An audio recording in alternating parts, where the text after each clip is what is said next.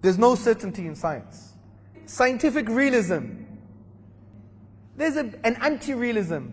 Instrumentalism. There's a big discussion on, can scientific theories represent the state of affairs? Are they representations of the truth? Or are they just good models? Or are they just useful? It's a big discussion.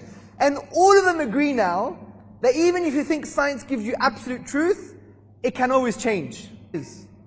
Even if it's a workable theory, right? Even if it's well tested, it changes. If you study the history of science, you see that even workable theories changed. Look at the famous theory of phlogiston. In the 1700s, they had this theory called phlogiston. What phlogiston was is that things that could burn, that were combustible, they had something called phlogiston, and when you burnt it, it released phlogisticated air. It was a theory. It was working in the 1700s. It was working so well that Dan Rutherford in 1772 or 1773, he used this workable theory and he discovered nitrogen. But after a few years later, they rejected phlogiston because they realized it wasn't working anymore. It was falsified. So this shows to us that you can get a truth from a false theory. That's the whole point. And things that work could be false because it was working, but then it ended up being false. So you just have to understand, when you study the philosophy of science and you study the history of science, you know that these are not absolutes. There's no absolutes. Even when you study induction, which is the method in how they basically formulate scientific conclusions, you see that induction doesn't lead to certainty. Read David Hume. And that's why these people don't even read their own Western philosophy. You know, David Hume, the famous argument that you're always going to have limited observations. How can you conclude for the general? Because you may have another observation that contradicts previous conclusions. Right? And we've seen this with cosmology. They believe in the steady state theory. Now they believe in the Big Bang. Now they don't know what they believe in. There are 17 different models to explain the same data. The data is underdetermined, meaning that 17 different models explain the same data. Darwinism in the philosophy of science. It's probabilistic, it has its own assumptions, and there are academic disputes about certain aspects of Darwinism. This doesn't mean you reject it. Oh my God, no, yeah? It's not like, you know, this force of evil that you just reject now. You accept it practically with the notion that it's probabilistic because it's based on limited data. You may have future data in genetics. For example, epigenetics seems to be, you know, a bit of a challenge to the kind of old school thinking on the Darwinian mechanism. Right? I'm not a scientist, I don't know much about this, it's based on testimony of course, but things are happening, right? Things are happening. So you may have future observations and understanding in genetics or other things that can contradict previous conclusions about Darwinism itself. So it's probabilistic, you don't have all knowledge, you don't have all the observations, right?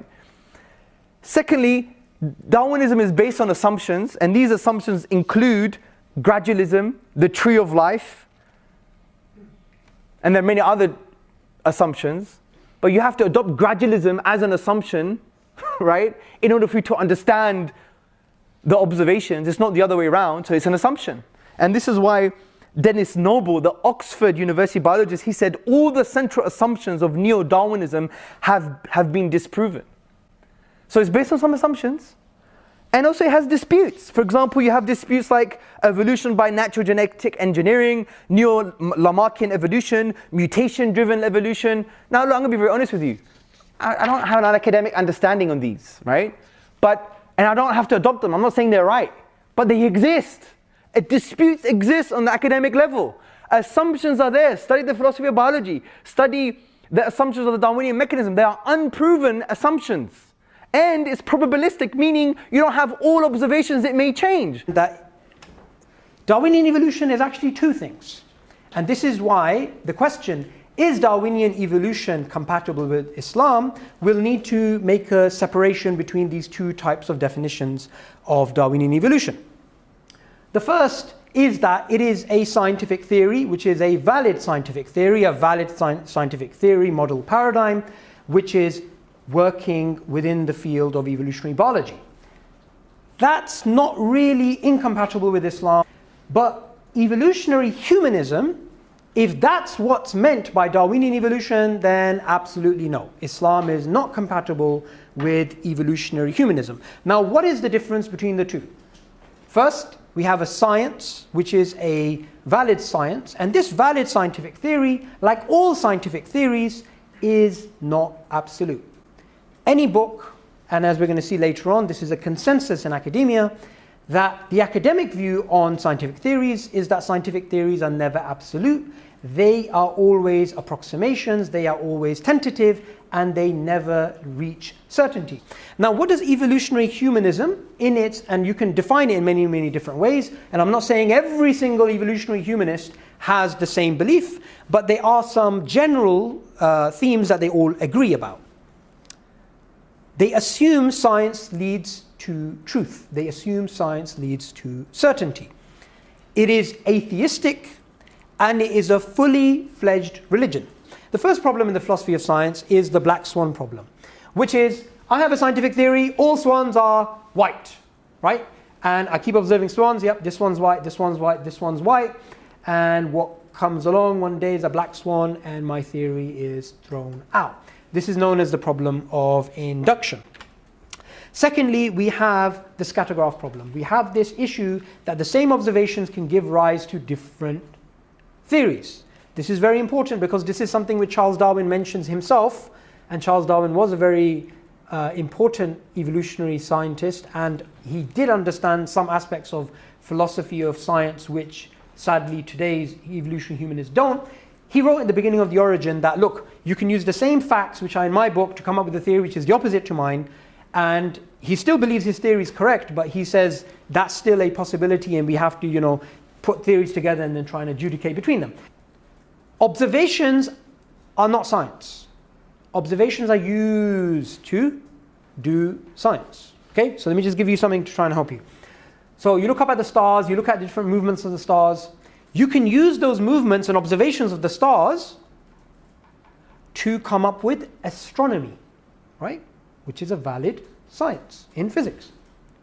Or you can look up at the stars and you can come up with all types of palm reading and astrology, which is obviously nonsense, which is pseudoscience. So the same observations can be used for science, and they can also be used for pseudoscience. Now, what's amazing is science can work for a very long period of time, yet it can still change. And we have a classical example in Newtonian to Einsteinian physics. So we went to the moon. We went to the moon based upon Newtonian mechanics. Now, Newtonian mechanics and the Newtonian model took us to the moon, apparently, and it's based upon something which Einstein later showed the assumptions were actually false, but it worked. So just because something works doesn't mean it's true, and this is something which philosophers of science highlight. In fact, there's a lot of philosophical works which show we have lots of scientific theories in the history of science which works really well, yet they later turned out to be false.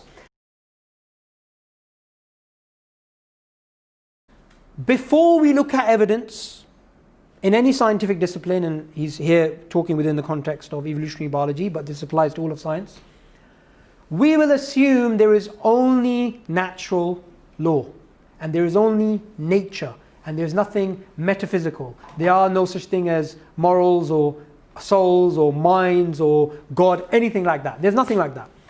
That's just a working assumption in science. That's not really a problem, because remember, science is an attempt to explain how things work. It's not an explanation of why things exist, right? So it's not necessarily a problem. It is a problem when somebody conflates methodological naturalism with philosophical naturalism. This is a very common mistake evolutionary humanists actually make. So take the statement of the evolutionary biologist Scott Todd. He actually summarizes it really, really well. This is within the field of evolutionary biology, by the way. Even if all the data pointed to an intelligent designer, such a hypothesis is excluded from science because it is not naturalistic. Now, what does methodological naturalism entail for biology? It basically entails this. There's no such thing as design. A priori, forget the evidence. A priori, it doesn't. There's no such thing as design. There's no independent ancestry. What does that mean? That means you can't just say human beings appeared in the history of life at 70,000 years ago, 100,000 years ago, 200,000 years ago, a million years ago, whatever. They appeared in the history of life without being linked to something else natural. It's impossible. Two. Sorry, that was number two. Number three, naturalistic purpose. So science can only tell you things in terms of nature. So as Richard Dawkins puts it, the highest rationale for human existence is to pass on your genes, right? So methodological naturalism will have these conclusions within science. Right, so Darwinian evolution overall is based on a probabilistic framework which has multiple assumptions and there's disputes about its most fundamental ideas.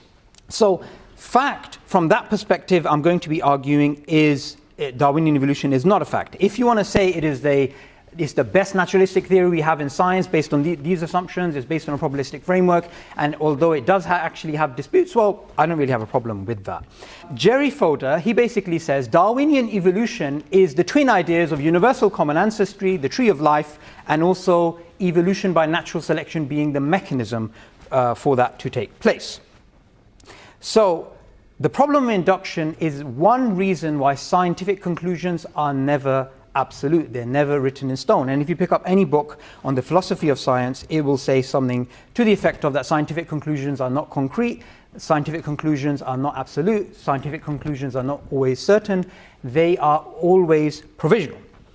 The second issue, which is called underdetermination of scientific theory.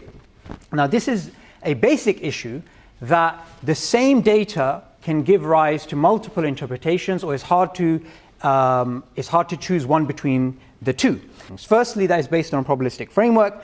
Secondly, there are assumptions involved. And thirdly, that there are disputes about those particular assumptions. Now, someone can turn around and say, well, that's true about any scientific theory. Well, we can say that's precisely the point. That it's not a fact in a literal sense, it is just another scientific theory. Now, about the probabilistic framework, I just want you to keep a figure in mind.